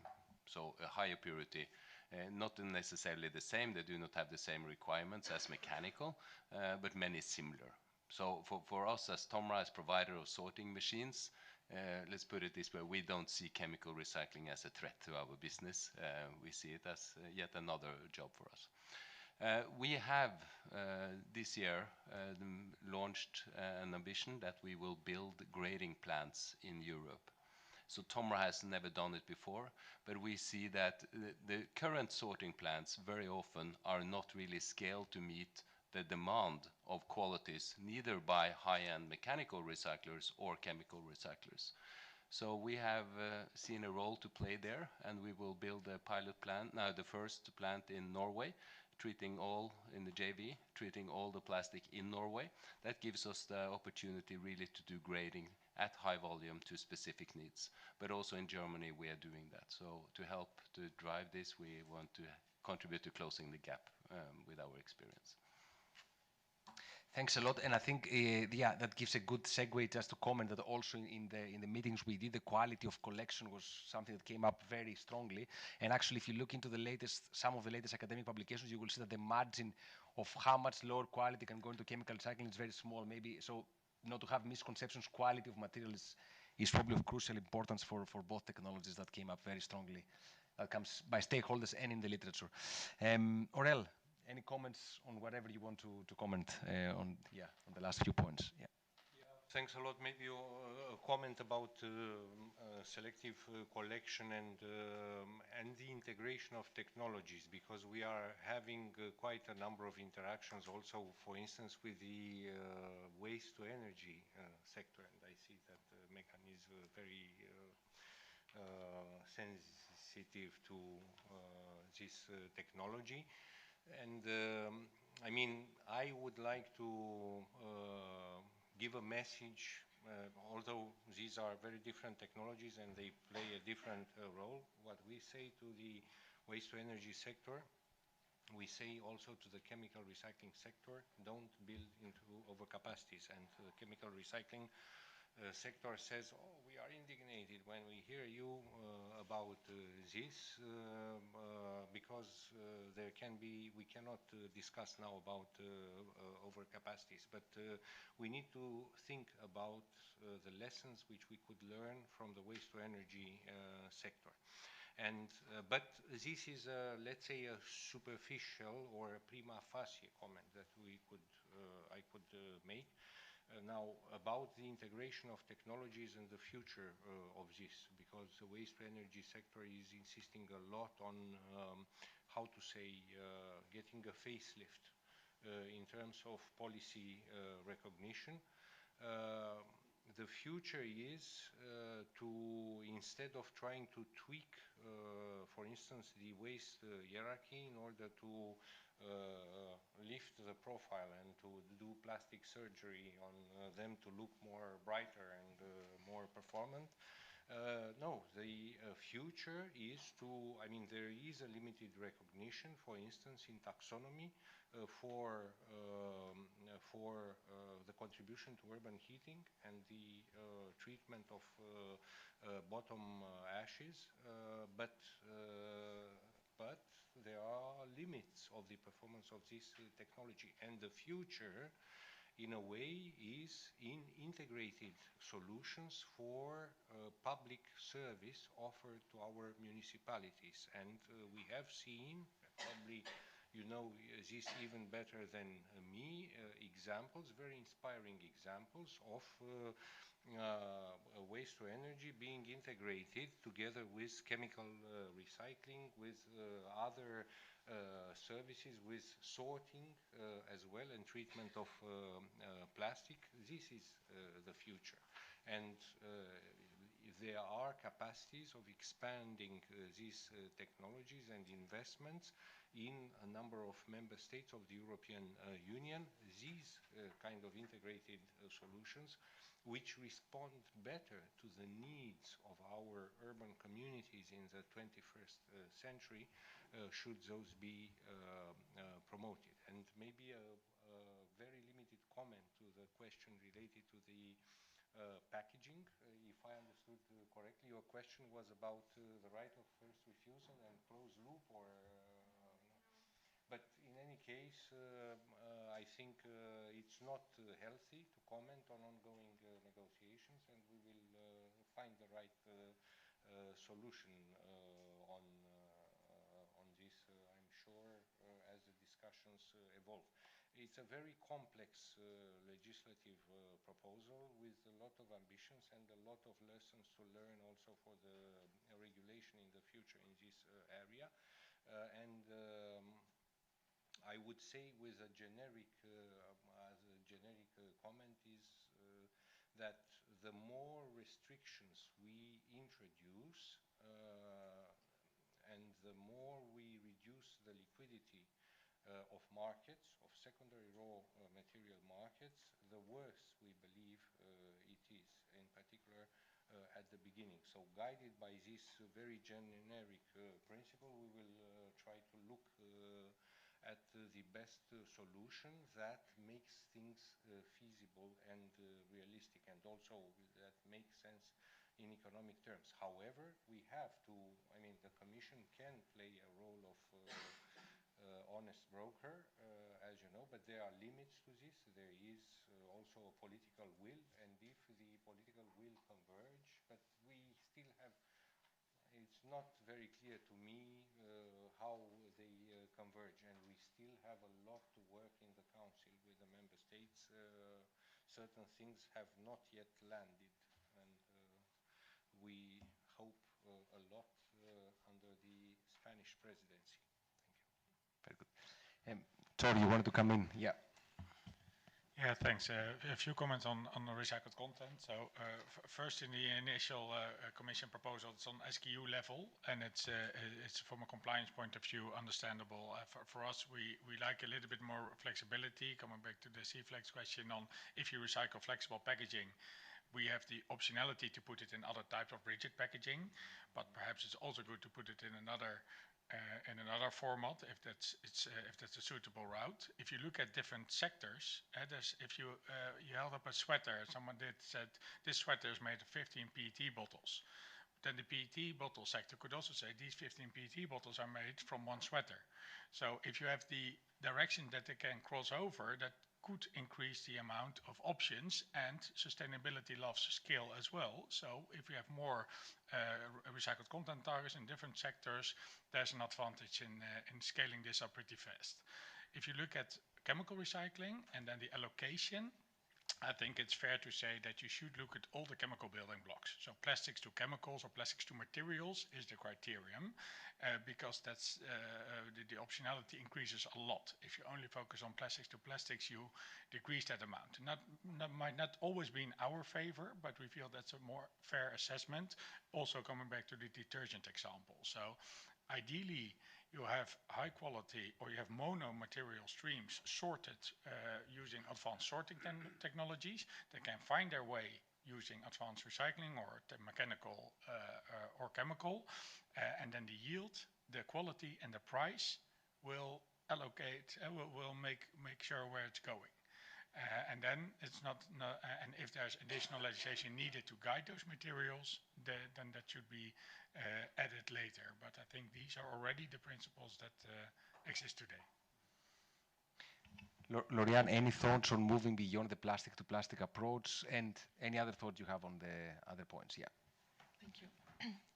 Yeah, regarding the fact that the market can lead to the best solution, there is also a point that we noticed is usually in the market, the environment is not the one that is first considered. I mean, we have been developing a lot of new legislation to have the market considering the environment. For example, the ETS, we have to put as well some money into it. So that's why for us, it's also really important, again, and I recall it, to have the environmental impact of the recycling technology being considered, being it with sustainability criteria to be developed aligned with these recycled content targets, but it's also something that we need to consider as well. And also speaking about the environment, also the efficiency of the different technologies as well from that perspective.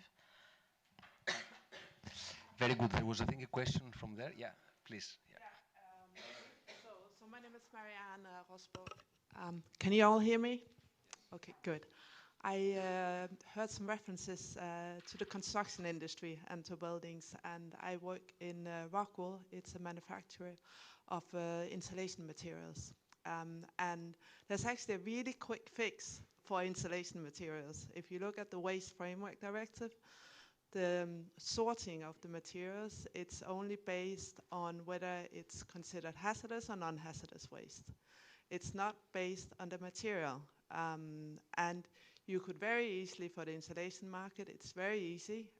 There are just a few types. We have mineral wool, where I'm from, so that's either stone or glass wool. And then you have plastic insulation. So within the Waste Framework Directive, always is really that there would be a description of that in the waste codes, because that would really be an enabler of circularity. And I'm also looking at the recyclers in the room. It will also make the life much easier for recyclers. But I'm wondering if that's something that is also being considered. I'm mostly looking at Aurel from the revision of the Waste Framework Directive, because we would really love to see construction and demolition waste in there. It's already mentioned by the Commission in the Circular Economy Action Plan that it's a huge waste stream. It accounts for about 1/3 of the waste that is generated in Europe. There was a question also from, yeah, please.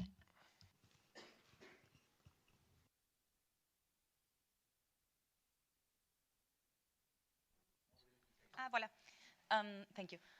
So my question was a little bit... If you can introduce yourself a minute. Oh, yes, of course. Hi, everyone. My name is Jimena Canda. I work at Dow. I wanted to ask a question related to the end of waste criteria. One of the elements that we're seeing today under discussion is the end of waste for plastics. The GRC report issued some recommendations in terms of which stage of the value chain it should be declared the end of waste. I'm curious about the views of our panelists when it comes to the declaration of end of waste in the context of chemical recycling, which is significantly different from mechanical recycling. And also just make a comment on how critical it is to have clarity on the end of waste and a harmonized approach across member states. One of the main issues that we have today to access waste at scale is the fact that there are different interpretations of end of waste depending on the member state.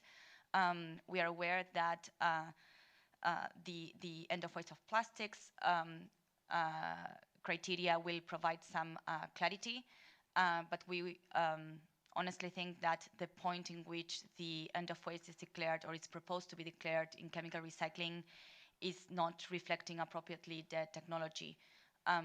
So I'm just curious about the views of the panelists on that. Yeah. No, I think this is maybe this is a good moment to open the Pandora box of the Waste Framework Directive, and there were already two questions on the directive, the one on the waste codes and the construction demolition waste and the end of waste criteria. And maybe if I can put a third element on the table, and I leave the panelists, to decide whether they want to comment this, is of course one thing we heard a lot in the meetings is the waste hierarchy, and whether such a hierarchy, how can this take into account technologies like chemical recycling, especially when we're talking about a group of different technologies with different characteristics. So there are a lot of open questions that not everyone had the answer, but at least there was a lot of thinking in the discussions, and it will be interesting to hear what the panelists think. Already Lorian made, I think, a clear proposal about, yeah. Can you reformulate the question? Yeah. No, on the Waste Framework Directive, basically, the first point is the waste hierarchy. The third point I mentioned, whether there is in any of the future revisions, there's a need perhaps to rethink this structure, especially when we have technologies that are different than the mechanical recycling technologies we have in place. And also given that chemical recycling is not one particular technology, I think that was a question that, a thought that was discussed a lot on the table in the meetings. And then there was the second question, actually the first one on the waste codes for construction and demolition waste, and then the end of waste criteria for plastic and where chemical recycling fits there. And that also relates to the misconception or to the different views across member states about what is waste in the end and when product reaches the waste status. Who wants to go first? Yeah, you don't have to address all of these elements, but at least pick up some. Yeah, Maria. Yeah. Yeah, happy to start. So coming to that, thanks for raising the important end of waste topic. Just to clarify, discussing with JRC on the specific report that you mentioned, they actually did not propose that this is specifically the spot where you need to receive end of waste. It was mainly due to the scoping of their study that they only looked at if end of waste criteria would be created for final polymers, what would those criteria be? And this is why they ended up looking at final polymers rather than other steps before that point. And we think that yes, indeed, we need to have the end of waste status already much before. It should be at the point where we first start replacing fossil raw materials with recycled intermediate or secondary material. And a good example is just that France just published a draft decree on national end of waste criteria. That's for pyrolysis oil, for the pyrolysis route, specifying in which point, in which criteria the pyrolysis oil needs to fulfill in order to be considered a product rather than a waste. And of course, then it doesn't mean there won't be regulation in place to ensure the safe handling and transportation, because then it will be covered under chemical regulations at that stage. But for sure, in order to really create this international ecosystems of using secondary raw materials, we need clarity on where the waste regulations apply and where the product regulations apply. And then for the waste hierarchy question, just quickly commenting that I think waste hierarchy should already show that recycling is above energy recovery, for example. And it should be used as a policy tool to ensure that operators have the incentive to recycle rather than incinerate. And I don't think we even are in the step that where we need to discuss the nuances like within the recycling box in the Waste Framework Directive, as long as we create the policy systems in a way that they direct the operators to follow the hierarchy in a way that we recycle first. And luckily, as mentioned already, is that the economics also drive the most environmentally friendly route in a way that if you do a shorter route with less energy intensive steps, that's cheaper than breaking the chemicals all the way to the starting products and using more energy. So it's probable that this won't be done unless it's necessary for creating the quality, or unless other options are not available for a specific waste and product combination. Thank you, Maria. Who wants to come next? I can comment, maybe with, sometimes, I mean, I look forward to your comments on this. Actually, I would like to make a number of disparate remarks, separate, not desperate. Separate remarks. So, because a number of you have mentioned the importance of design for recycling, and I want to reassure you all that we are aware and committed about the importance of this. And as you know, the packaging proposal provides that the Commission will come after a number of years with an implementing measure establishing criteria for design for recycling, among others. And of course, when I referred in my initial intervention about the need to put together all the pieces of the puzzle, this is one important piece of the puzzle that together with the sustainability criteria for polymers or for plastics, we need to, with the end of waste criteria, we need to see how everything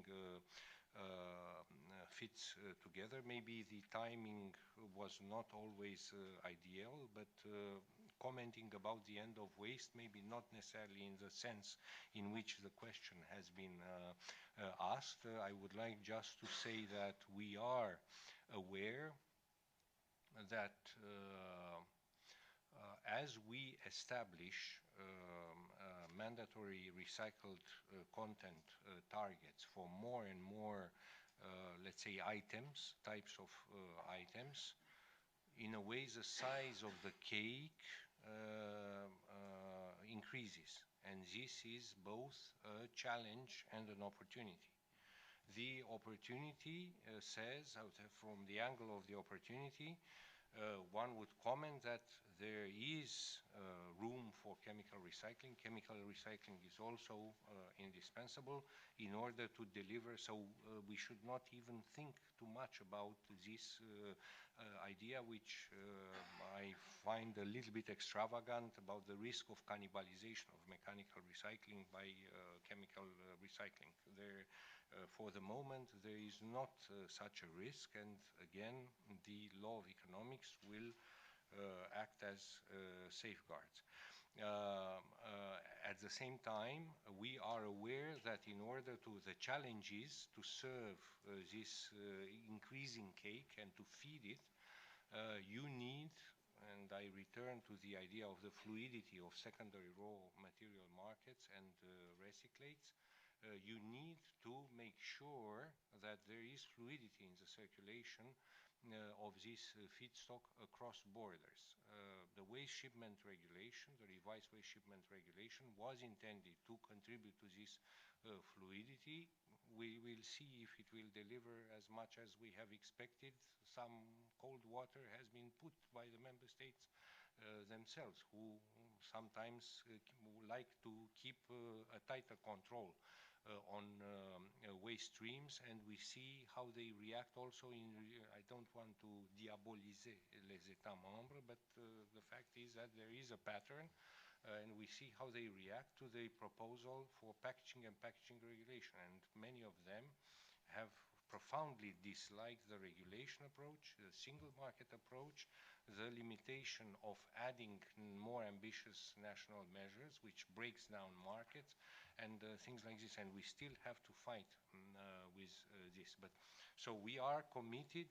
I cannot respond in detail to your question, which I found quite intricate, Jimena, but we will fight to make sure that, for instance, if we can instrumentalize or weaponize the end of waste criteria in order to contribute to the fluidity of the markets, we will do it.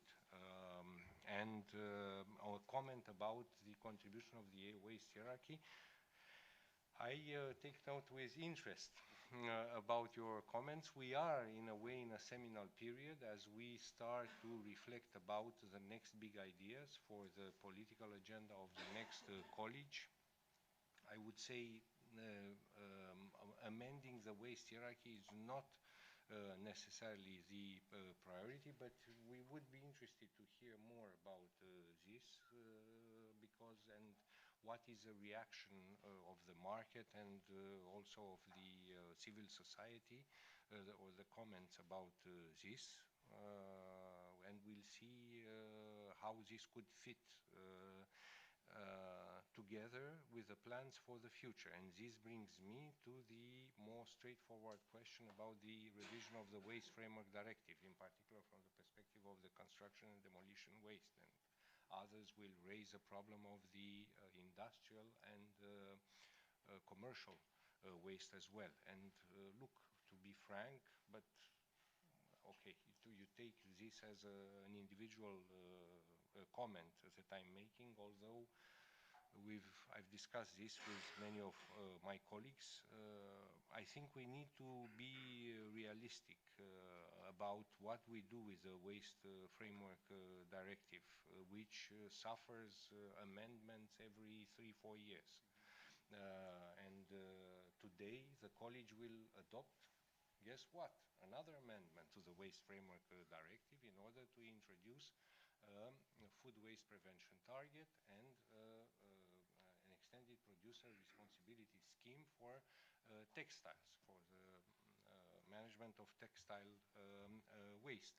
So we cannot keep, how to say this, what I call maybe with a little bit of metaphorical language, Al Capone policy making, you know, the drugs wars in Chicago and in the 20s, 30s, how they were shooting in the cars, making 20 bullets in order to kill a problem.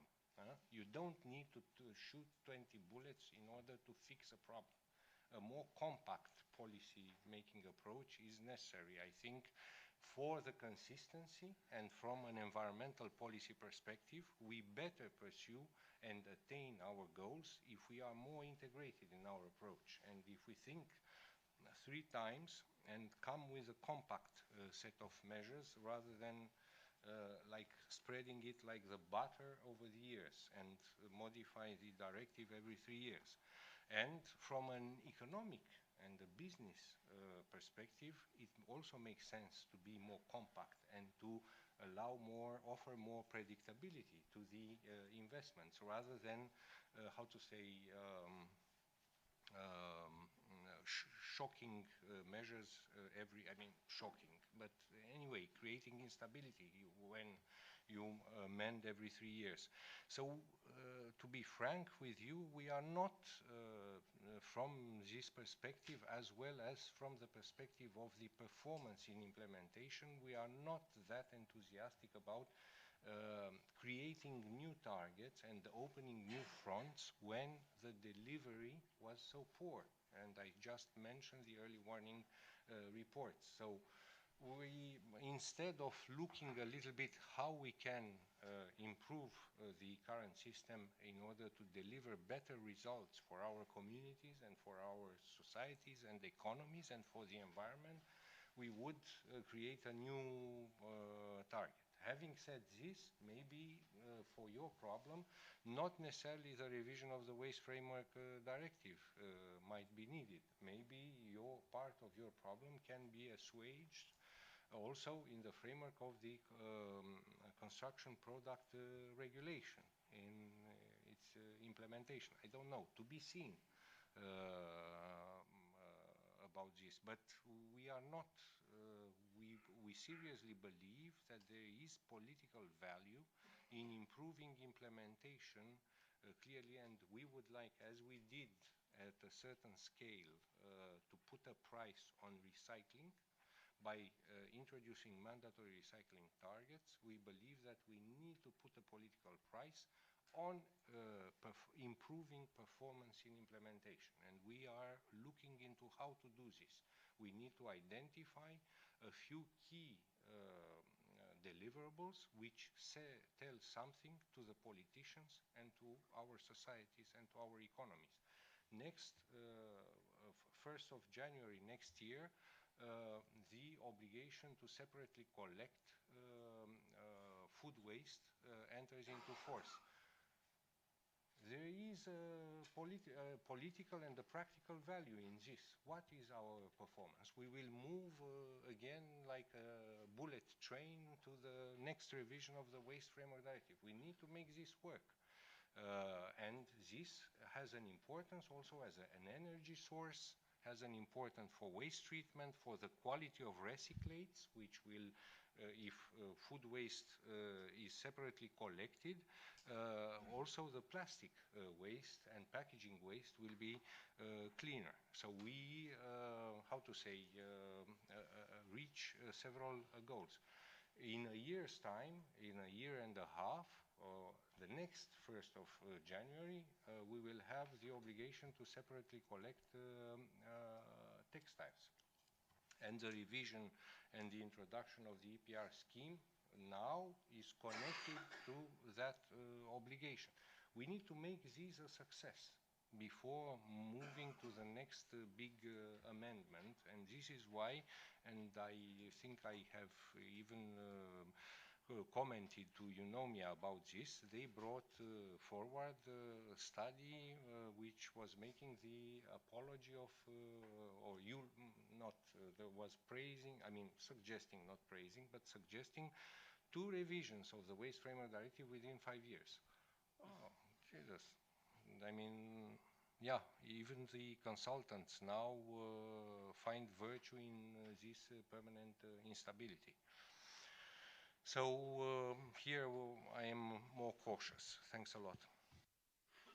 Thank you, Aurel, also for bringing this kind of realism in the discussion, you know, because a lot of you expect it sometimes when it comes to speed, but you have to be also practical, especially when we're talking about very complex discussions. We also noticed this in the meetings that for certain elements it was very difficult to come into an agreement. And also I think the GRC report made very clear that in some domains there's need for more data and information before moving forward into revisions and or making a clear hierarchy of options within for the plastic sector. I think that was another interesting message. Yeah, I see. Maybe we take a couple of other comments, and then I will give everyone really the opportunity to make at least one round or last round of comments. Please, yeah. Hi, I'm Jan with ExxonMobil. And just to react as well on, you know, bringing some realism in.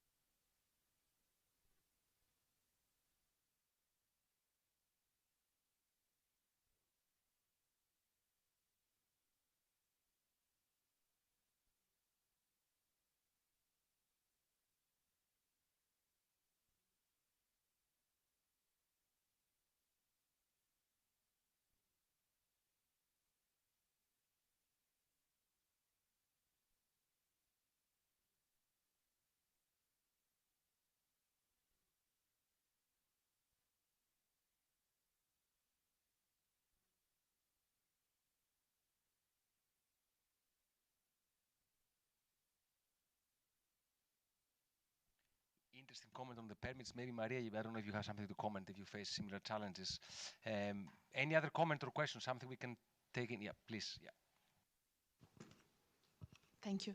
Eleonora Pasetti, Plastics Europe. I actually have a lot of comments because our association represents plastics producers, but on recycled content, everything was mentioned before, so I don't want really to repeat myself, besides saying that Plastics Europe is in favor of recycled content targets. We were talking before about the packaging and packaging waste regulation. For us, these targets are really important to provide the incentives that we were talking about before. I actually welcome the comment from our colleague from Unilever that was saying that indeed a supportive framework is needed. These targets are needed to create the incentives and the legal certainty for our companies to continue invest in chemical recycling, but also improve mechanical recycling. So I had another question actually and comment on something that was mentioned before about eco-design. Mr. Ciobanu Dordea was mentioning that in the eco-design for sustainable product regulation, they were opening a public consultation on the work plan. And indeed, one of the outcome was that polymers and plastics were considered as kind of product to be targeted for the work plan. Our comment and what we actually provided as feedback is that although we support sustainability measures on plastics products, we believe that there could be let's say, some concerns around having specific delegated act on the material. Why? Because, of course, we could end up in the situation where we have plastics polymer regulated as an intermediary products as a material, and then plastics regulated as well within the end-use products that are addressed in other product-specific delegated act. And this could create inconsistency. So I actually welcome when you were mentioning the need for an integrated approach, and we think that there is a need of integrated and consistency approach also in the case of the eco-design. So we believe that plastics, if needs to be addressed, should be regulated directly in the end-use product, because each product has its own characteristics, each product has its own combination of material. Polymers have different characteristics if used in certain different products because of substances that are added, additives, and so on. So that was the comment that I wanted to make, and the questions related to this is, what is the Commission intention to regulate indeed plastics and polymers as a delegated act? Have you already discussed this? Is there already some ideas around this in the Commission? Good. So I will just go in order now with the speakers and just allow you to either take up some of the questions that were mentioned in the end, or for any concluding remarks, whatever you want to bring forward to ask concluding remarks from your perspective. So maybe I start with Maria. There were, of course, comments on permits and on eco-design, but you can also, if you want to raise another message for the end, it's totally up to you. Yeah. Thanks.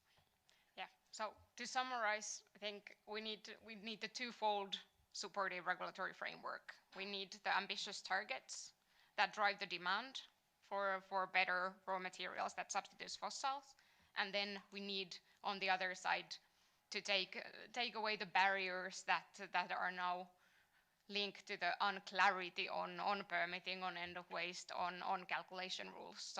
So really clarifying framework together with ambitious targets, and that's how we can operate in the future. Very good. Thank you, Maria. Aurel, any concluding remarks, or I don't know if you want to comment on the question of coherence. Yeah, it comes very often in the discussions. You know, the requirements from at different stages of the value chain and from different product groups and how to ensure coherence. Yeah, you might have some general thoughts on it. I don't know if you can at this stage specifically comment on the plastics. On coherence, maybe I commented. I made a number of comments earlier. So we are in favor of coherence and consistency indeed. Maybe one last comment that I would like to make is about indeed the point that Lorian was repeatedly emphasizing, the need also to look at the environmental consequences and to factor them in. And indeed, these are important elements, and I just want to reassure everyone that this will be part of the, and in a transparent way, this will be part of the method that the Commission will apply whenever proposing something in the future in this area, and also to reassure you that we will do this in a transparent way. There will be often public consultations in the future, but we are more and more aware of the need to offer an integrated vision also to everyone, and we had a discussion which was quite revealing about the textile sector and the sustainability in the textile and footwear sector, and probably on textiles and on plastics we will try to without formalizing things too much. I mean, we will not come with an action plan or communication or anything like this, but we will try in the next several months, maybe towards the end of the year, to reassure you more that we put the Ravensburger's puzzle together in a coherent picture. Thank you. Thank you, Aurel. Tor, any thoughts either on on the waste framework directive or on design. That's something, it would be interesting to hear your views on eco-design. But any other thoughts you might have as concluding remarks? Yeah. Yeah, thanks. Well, first of all, and our management saying is what gets measured gets done.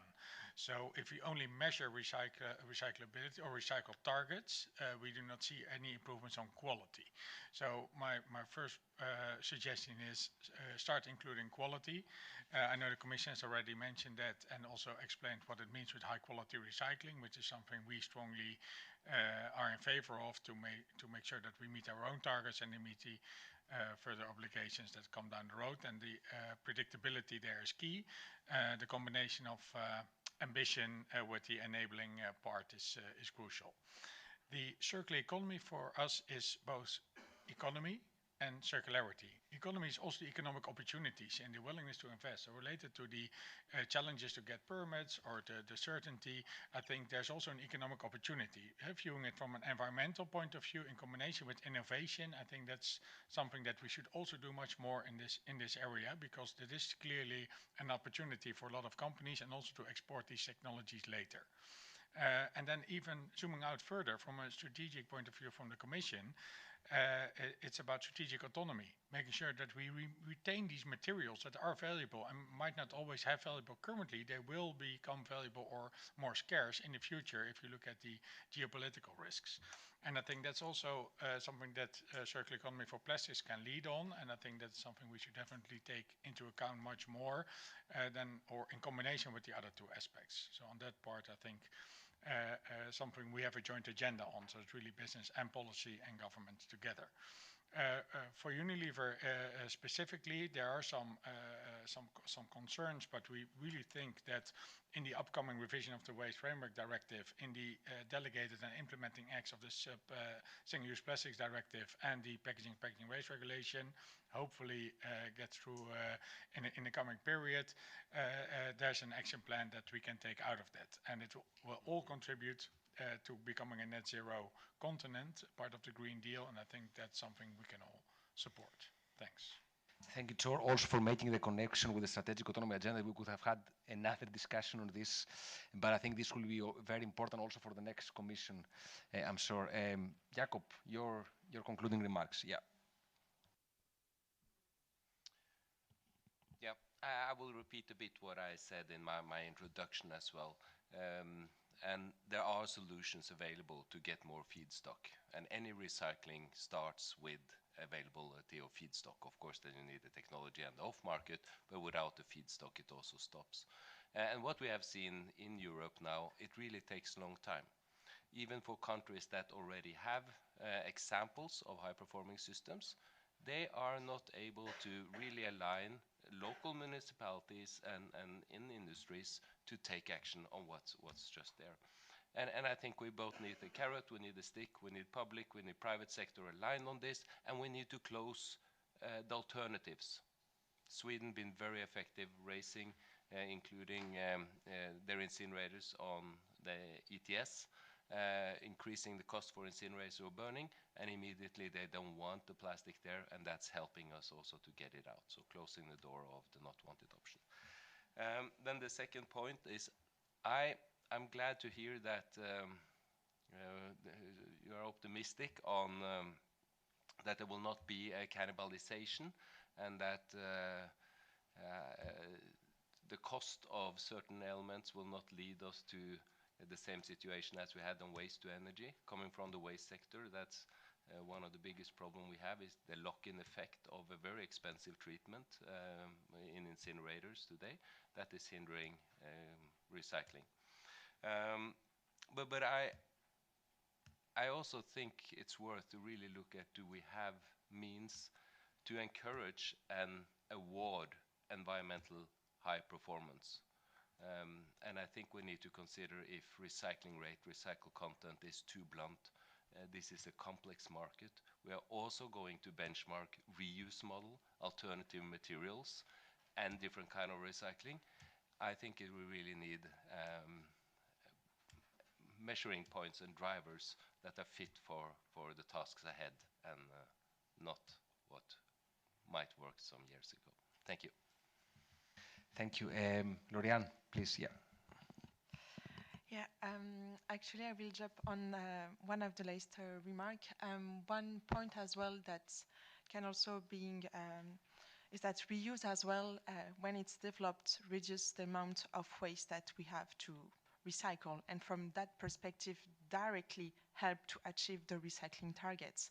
There's also from that point of view that we keep even more material in the loop, and that to achieve really the circularity of plastic, again, what is also like, what is important has been said, to have an holistic approach, and from that perspective, having, first of all, less waste to recycle helps to meet the recycling targets, as well afterwards to have strong collection and separate collection system. So from that perspective, really all the inputs can come as a solution, but I think it's also really important to really think as well that all the plastic we are using today, are they really essential? I mean, a few years ago, the Commission came up with the single-use plastic directive, also questioning some uses that we had with plastic. So I think it's also important that we, discuss and we question our use when it comes to plastic, at least in the EU from that perspective.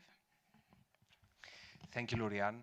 And I think it's time to close. First of all, I would like to thank all of the speakers for really taking the time, traveling to Brussels in some cases, and coming for these discussions. You know, we were very pleased to have you. So really, thanks for your time. Yeah.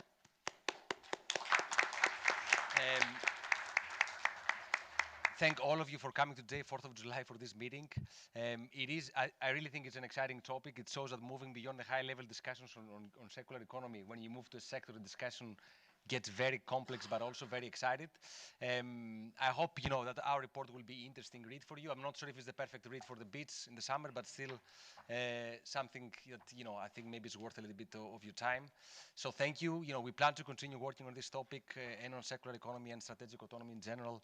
So hopefully see you from September onwards in one of our future events. Thank you, and of course there will be lunch served, buffet lunch served in the green room downstairs if you want to continue the discussions. Thank you. Yeah.